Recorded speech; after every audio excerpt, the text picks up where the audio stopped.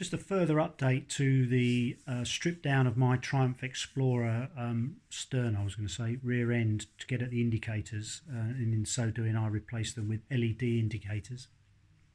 I put the bike back together, all worked fine, but I took the bike out for a ride, and I noticed that while I was riding along that people were cursing me a bit because I was turning down roads, and it noticed then that my indicators weren't working. They would flash once and then stop working, trying to work out what the problem was. Obviously something I'd done with my wiring or something like that. So I took it back, re-stripped the back of the bike again, but I have to say it was a lot easier the second time when I knew what I was doing. It's strange, isn't it? That's life. And it wasn't as difficult the second time as the first time. So, but I don't wish you to strip your bike more than once if you don't have to.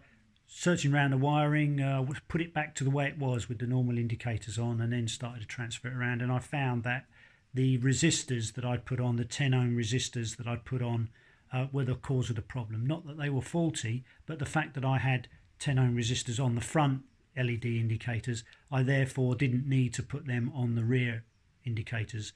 They worked fine without them. So the 10 ohm resistors, so you could put 10 ohm resistors either on the back, you wouldn't need to put them on the front, or you could put them on the front and you don't need to put them on the back. It seems to work both left and right indicators that way. So you will need two resistors, one on the offside, one on the near side, but you only need them on one set of indicators. So if you are watching my videos or whatever, you are thinking of putting on 4 LED indicators and you don't have a relay like the Triumph Explorers, then you have to put the resistors on. You only need 2, so save your money and put them on the front or the rear. I would say the rear, if I was to do it again, I would put the resistors only on the rear because there's room to put them, hide them in there under the seat.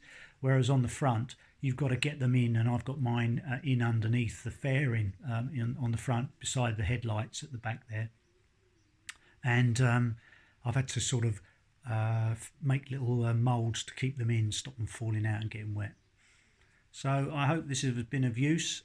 All the best, and we're all very isolated here in England. You've no doubt you are anywhere else if you're watching this video. I have been out on the bike a little bit, just riding round, but don't tell anybody. I was self-isolated. I just had me in the helmet. All the best. Stay safe. Bye bye.